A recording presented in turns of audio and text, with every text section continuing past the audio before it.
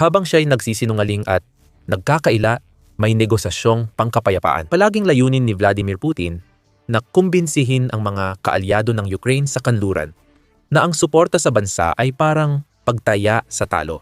Ang problema ni Putin ay karamihan sa mga kaalyado ng Ukraine ay hindi nakikinig.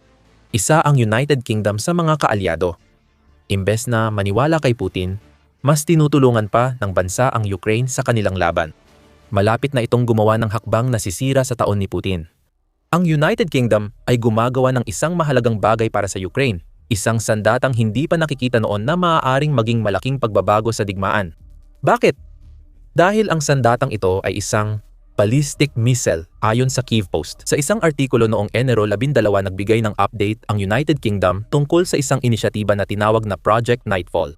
Sa ilalim ng inisyatibang ito, layunin ng United Kingdom na gumawa ng isang ballistic missile na kayang maglakbay ng mahigit 500 kilometro o 300 at 10 milya habang kayang labanan ang mga electronic warfare countermeasures. Mas malapit nang maging realidad ang missile na ide-develop ng Ukraine laban sa mga target sa sinakop na Ukraine at Russia matapos i-anunsyo ng United Kingdom ang kompetisyon ng ilang defense contractors.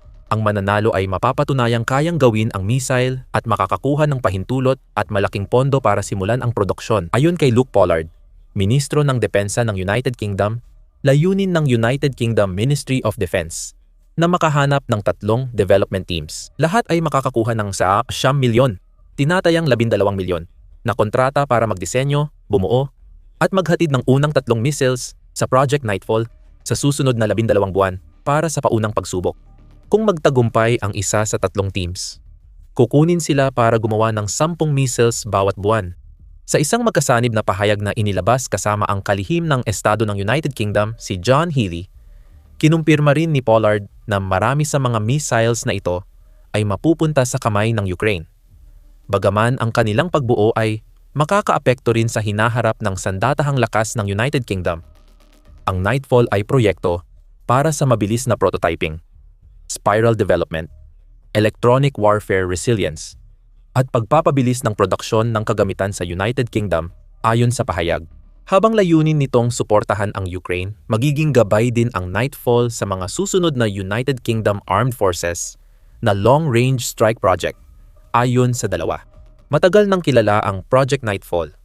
Ayon sa Kyiv Post, noong Agosto 2025, noong buwan na iyon, inanunsyo ng United Kingdom ang plano para sa bagong short-range ballistic missile na maaaring gamitin ng Ukraine. Ngunit kaunti pa lang ang detalye. Pagsapit ng Disyembre, ibinunyag ng Ministry of Defense ng United Kingdom ang kaunting dagdag na impormasyon tungkol sa kung ano ang layunin nila para sa bagong missile na ito. Sa pamamagitan ng paglalabas ng mga kinakailangan para sa proyekto, nagbibigay ang mga ito ng impormasyon tungkol sa kung ano ang maihahatid ng bagong missile na ito sa Ukraine kapag natapos na ito. Kumpirma ni Militani ang layunin na abutin ang 500 kilometrong saklaw na kapansin-pansin na rin kung maaabot nga ang saklaw na iyon o gaya ng layunin ng United Kingdom malampasan pa ito. Ibig sabihin, ang Project Nightfall missile ay kayang maglakbay ng halos 2 beses na mas malayo kaysa sa Storm Shadow missiles na binigay ng United Kingdom sa Ukraine. Ayon sa Army recognition, ang bagong missile ay halos katumbas din ng 500 at 60 km o 300 at 47 milyang saklaw ng lokal na bersyon ng Storm Shadow. Sa ganung konteksto, ang mga komento ni Pollard at Healey tungkol sa bagong missile na huhubog sa kinabukasan ng sandatahang lakas ng United Kingdom pati na rin ng Ukraine ay mas nagiging makabuluhan. Hindi papalitan ng missile ang Storm Shadow pero magiging malakas itong kalaban. Bukod sa saklaw, dinidevelop din ang Project Nightfall missile. Sa isip ang kakayahan ng Russia sa electronic warfare o electronic warfare, ito ang isang larangan kung saan nangunguna ang Russia. Noong Mayo 2024 sinabi ng Military Watch magazine na ayon kay David T. Pine, dating opisyal ng United States Department of Defense, may malaking kalamangan ang Russia sa electronic warfare kaysa sa karamihan ng mundo. Ayon kay Pine, ang Russia ang may pinakamahusay at pinakamalakas na electronic warfare systems pati na ang pinakamalalakas na global positioning system at radio jammer sa mundo. Aniya, humanga siya sa bilis ng pag-aangkop ng Russian long-range jammer sa pagharang sa mga bagong sandata ng United States at NATO sa labanan. Sabi ni Pine, dahil sa electronic warfare ng Russia, 70 sa mga guided missile at drone mula United States ay hindi tumama sa target sa Ukraine. Gustong iwasan ng Ukraine ang malaking aksaya ng pera at lakas militar. Layunin ng Project Nightfall na solusyonan ang problemang ito sa electronic warfare. Ayon kay Militani, ang missile ay dinisenyo para gumana kahit pinipigil ng Russia ang Global Positioning System at iba pang satellite signals gamit ang kanilang advanced na electronic warfare. Ang magiging resulta ay isang missile na dapat ay kaya pa ring tamaan ang mga target nito kahit anong electronic warfare countermeasures pa ang gamitin ng Russia. At kung maibibigay ng United Kingdom ang inaasahan nila, ang resistensya ng missile sa electronic warfare ay mangangahulugan na ang Ukraine ay kailangan na lang mag-focus sa pag-iwas sa panganib na dulot ng mas konkretong air defense assets ng Russia. Kailanman gamitin ang missile at kapag tumama ito sa target, dapat ay gawin nito iyon na may matinding lakas at eksaktong tama. Ayon sa United Kingdom, dapat makagawa ang mananalong kontratista ng missile na kayang magdala ng 200 kilong warhead o 400 at 40 libra. May mas mabibigat na missile at drone ang Ukraine. Pero sapat na ang ganitong lakas para magdulot ng malaking pinsala. Ang target ng Ukraine sa Project Nightfall ay mga command center at logistics hub na nasa loob ng Russia at malayo sa likuran. Ang mga target na iyon ay may malaking problema rin sa ballistic missile na napakatumpak basta matugunan ng kontraktor ng United Kingdom ang mga hinihingi ng bansa. Layunin ng Project Nightfall na magtakda ng target deviation na di lalagpas sa 5 metro o 164 na talampakan. Kaya tanging ang pinakamaliit na mga target lang ang magkakaroon ng pagkakataong makaiwas sa matinding pagsabog nito. Hindi kilala ang mga command center at logistical hub na maliit, kaya tiyak na matatamaan ito ng bagong ballistic missile ng United Kingdom ng may mataas na katumpakan.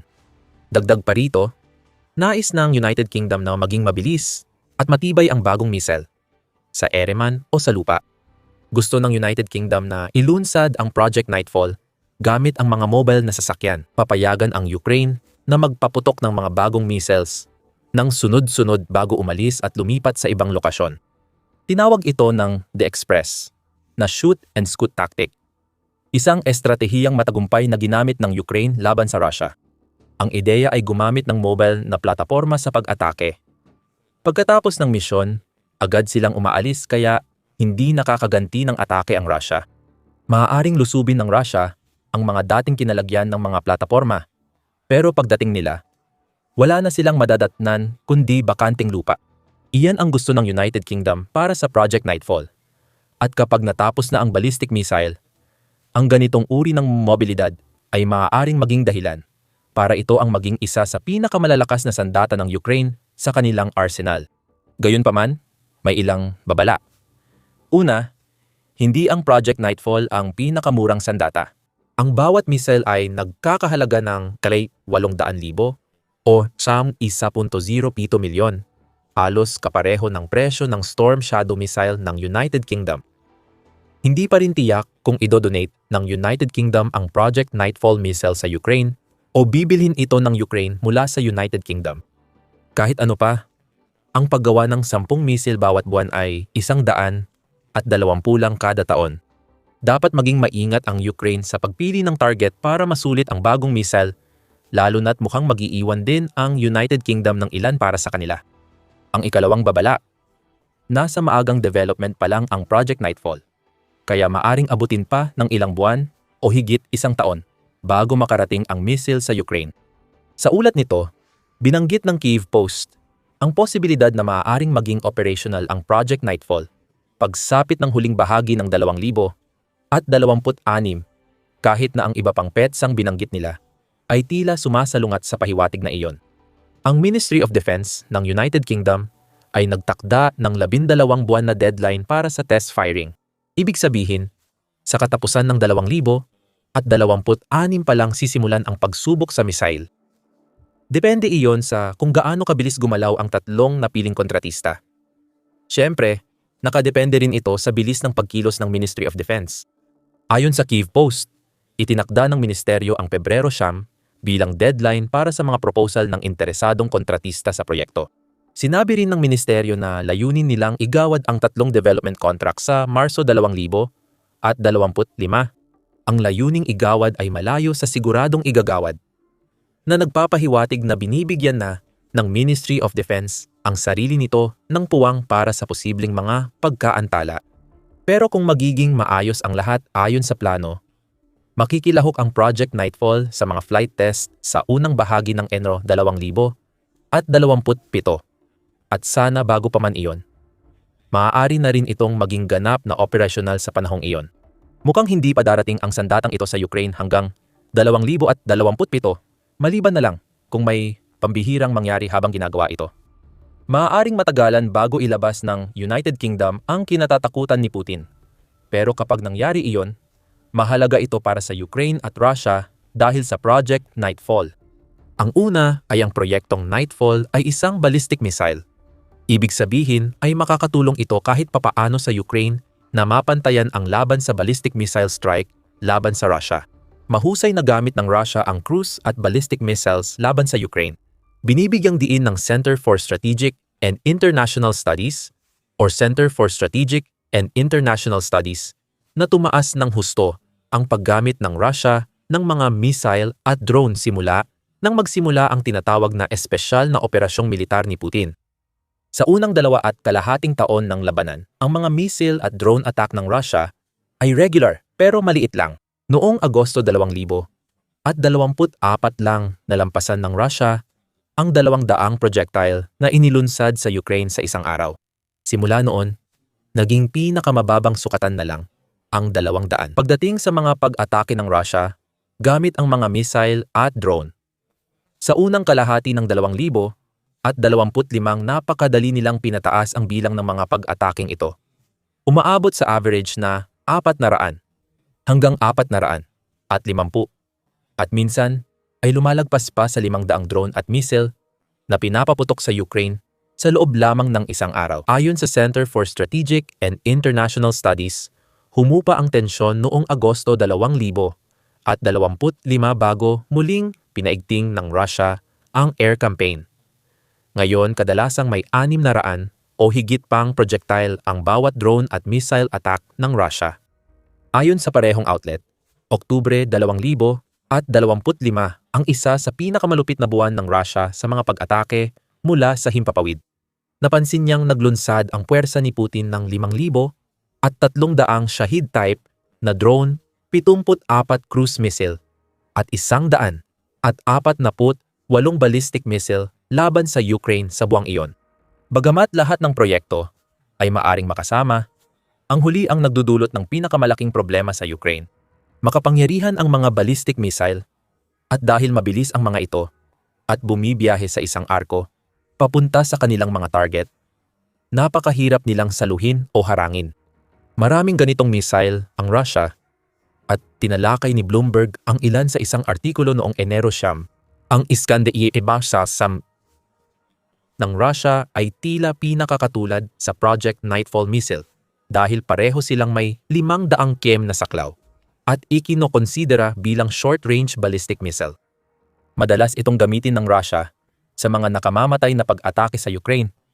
Pinapaputok nila ito mula sa kanilang sariling teritoryo malapit sa hangganan. Ayon kay Bloomberg, kayang magdala ng 2 missile ng Iskander launchers sa isang sasakyan. Pero marami pang iba. Ang Tochka-U ay isa pang ballistic missile. Ang abot nitong 120 kilometro o 745 milya ay ginagawa itong medyo hindi kasing versatile ng ilan sa iba pang armas na mayroon ang Russia sa kanilang arsenal. Pwede ring gamitin ni Putin ang Kinzhal at Oreshnik sa Ukraine. Dahil kaya ng parehong mga misil na ito na umabot sa hypersonic na bilis, ang una ay maaaring makabiyahe ng hanggang 10 beses na mas mabilis kaysa sa bilis ng tunog. Kaya halos imposibleng mapigilan ito ng karamihan sa mga air defense system. Gumamit din ang Russia ng Oreshnik. Kamakailan ay naglunsad ng isang overnight na pag-atake na iniulat ng Al Jazeera noong Enero 10, kung saan sinabi ng Russia na gumamit sila ng Oreshnik upang tamaan ang lungsod ng Lviv sa Ukraine. Nagbigay ang Russia ng malaking banta ng ballistic missile sa Ukraine simula pa noong nagsimula ang digmaan. Matagal bago nakahabol ang Ukraine.